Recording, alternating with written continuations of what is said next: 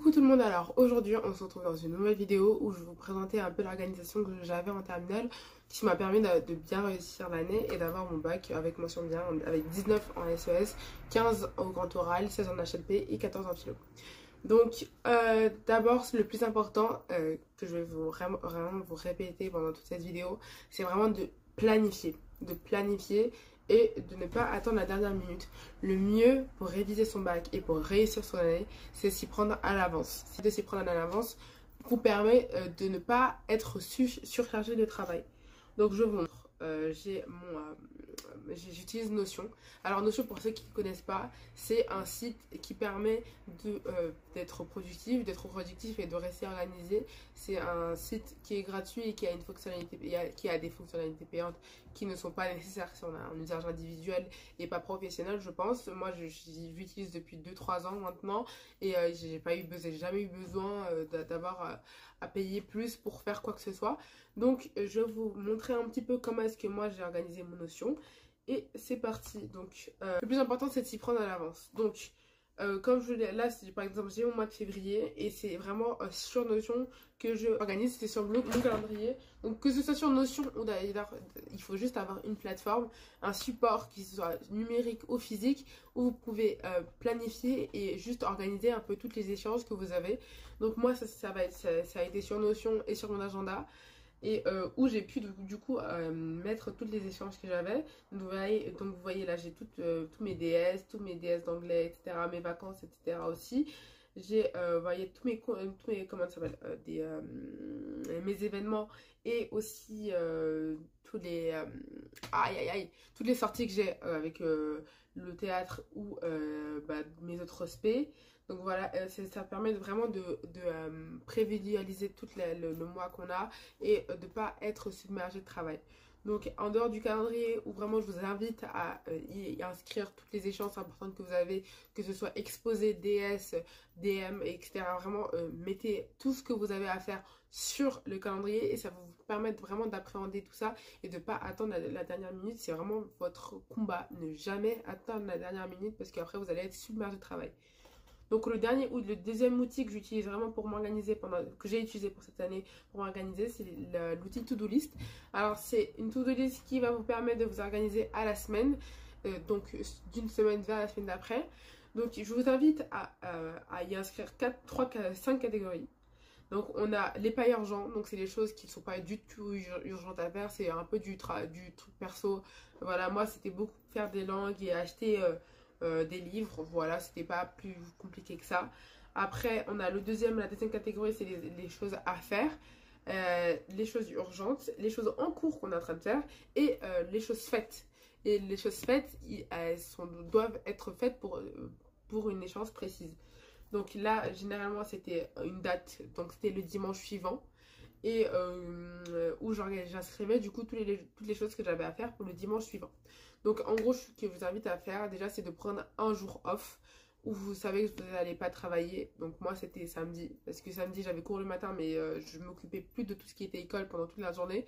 Et le dimanche par contre je prenais toute la journée pour faire tout ce que j'avais, pour m'avancer au maximum pendant pour mes devoirs que j'avais pendant la semaine et ne plus avoir à m'en occuper voilà, les jours qui suivent. Généralement le lundi je rentre chez moi, j'ai rien à faire, etc. C'est pour ça que je faisais beaucoup de montage, mais en fait cette année je finissais à 20 h, donc c'est pour ça aussi, pour pas avoir de travail à faire le lundi soir pour le mardi en fait.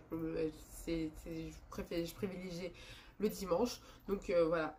Généralement c'est comme ça que je le faisais. Donc vraiment par exemple si vous suivez l'organisation que j'avais, le dimanche je faisais tous les devoirs que j'avais à faire pendant la semaine, que j'inscrivais ici. Par exemple tout ce qui était à faire pour lundi, mardi, mercredi d'ailleurs, je mettais dans urgent.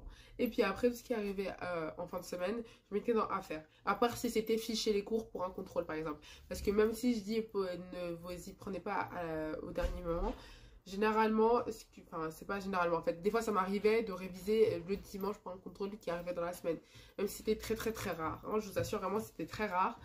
Donc ce que je faisais c'était juste mettre à urgent, genre je fichais pour mercredi et mercredi j'apprenais pour un contrôle qui était ce jeudi, vendredi. Mais ça m'arrivait vraiment très rarement parce que ce que je faisais c'est que à la fin de la semaine, tous les dimanches, je fichais au moins mes cours de spé, au moins, vraiment, au moins mes cours de spé, je les fichais et tout ce que j'avais eu pendant la semaine. Généralement, c'était 2, 3, 4 pages de cours de spé, ce qui permettait d'avoir pas énormément à afficher à la dernière minute et de juste avoir à apprendre à avoir le contrôle. Ou même pas, parce que généralement, quand tu fiches, tu relis après le début de la fiche. Donc, généralement, quand tu arrives à aller au moment de l'échéance du contrôle, tu as tout ce que tu as à avoir dans la tête. Donc, c'est vraiment pour vous dire, il faut vraiment que vous y prenez à l'avance pour ne pas être surchargé de travail et pour passer une année très agréable finalement. C'est pour ça que dans mon année sur la dans ma vidéo sur la terminale, je vous ai dit que j'ai passé une année pas très, sans être surchargée de travail, parce que justement j'avais une organisation qui me permettait de prendre beaucoup d'avance. Donc voilà, c'est ce que je vous conseille de faire. Vraiment, prenez un planeur, un weekly planner, une to-do list, je sais pas, vraiment organisé comme vous voulez. Moi j'ai utilisé Notion parce que ça me permet de tout condenser au même endroit. C'est gratuit, donc vraiment juste faut, une adresse email, vous inscrivez, vous faites ce que vous voulez. Généralement la page to-do et la page calendrier sont des pages qui sont par défaut, donc voilà, il faut juste les modeler comme vous voulez. Donc voilà, moi après tout ce que j'avais fait pendant la semaine, hop, c'était en masqué, donc là vous avez l'option masqué. Voilà, masquer le groupe et il va montrer vos groupes masqués. Donc voilà, c'est très simple d'utilisation et au moins vous avez une vue sur à peu près les semaines chargées ou quoi. Donc vous voyez, il y avait des semaines qui étaient beaucoup plus chargées que d'autres, etc. Donc vraiment vous en faites pas, il faut juste mettre une échéance précise. Ensuite, question organisation, ce que je faisais pour réviser. Généralement je fichais, du coup voilà, je fichais tout à la fin de la semaine pour les SP. Et pour les choses que je devais apprendre par cœur, type SVT, physique, chimie, histoire, anglais, le vocabulaire et tout, je utilisais des flashcards sur l'application Study Smarter. Donc voilà, c'est une application qui passe un peu sur le TikTok des fois par moment, mais plus trop en ce moment d'ailleurs. Donc voilà, l'application Study Smarter, c'est une application complètement gratuite. Ils font des pubs et il y a une version payante pour avoir de pubs et avoir accès à je sais pas quoi. Donc là, par exemple, vous avez Sciences Po Histoire, donc tous les trucs que j'ai révisés pour Sciences Po. Donc là il y a tous les chapitres d'histoire et juste je mettais les dates et ça me permettait du coup d'avoir tout en tête et de ne pas avoir à faire plein de fiches et tout parce que moi j'arrive pas à lire une date avec du coup l'événement et m'en souvenir. Donc j'ai utilisé cette méthode, que ce soit en philo pour les définitions, en anglais pour le vocabulaire. Ou alors, on a aussi un SES pour les définitions, mais les définitions en SES, généralement, je les apprenais par cœur en les écrivant. Donc voilà, je sais pas exactement quelles sont vos attentes précises, questions organisation, donc n'hésitez pas à me poser vos questions en commentaire et j'y répondrai vraiment avec plaisir. Donc voilà, j'ai que ces conseils-là à vous partager pour cette année. C'est des conseils qui sont vraiment à prendre au sérieux pour pas être surchargé de travail et réussir très bien son année. Je vous promets que vraiment, si vous y prenez à l'avance, vous allez activer la mémoire sur le long terme et vous vous souviendrez jusqu'à aujourd'hui tout ce que vous avez appris pendant l'année. Donc vraiment je vous invite à faire ça. C'est 3 conseils très simples. Donc utiliser un calendrier pour avoir une vision sur le mois ou sur l'année, à utiliser un semainier pour avoir une vision sur la semaine et faire des to-do list sur la semaine aussi, et utiliser Study Smarter ou des flashcards pour vous souvenir des dates, etc. Tout ce que vous devez apprendre par cœur. Ensuite, concernant les exercices, pour bien réussir tous les trucs de bac, etc., je vous conseille, si vos profs ne vous en donnent pas, ou alors si vos profs vous donnent des exercices mais pas forcément à rendre, de vraiment les faire sérieusement et de les proposer à la correction d'ailleurs aux profs pour qu'ils puissent vous dire ce qui va pas et pour vraiment apprendre de vos erreurs et exceller au contrôle et exceller au bac. Donc vraiment c'est des conseils que je vous donne, c'est des conseils très simples mais qui sont vraiment pas à prendre à la légère pour bien réussir votre année. Donc voilà, la vidéo est assez courte, j'espère vous avoir aidé. Si vous avez des questions, n'hésitez pas à me les poser en commentaire et vraiment je vous partagerai toutes mes astuces. Pour moi ça a été très simple, ça a toujours été ça. Et ce qui m'a permis de vraiment être comme ça, cadré et tout. Dès que j'ai des devoirs, hop, je le note. Est-ce que c'est urgent, est-ce que c'est pas urgent? Mettre dans mon agenda, vraiment utiliser ces outils et ne les dénigrez pas.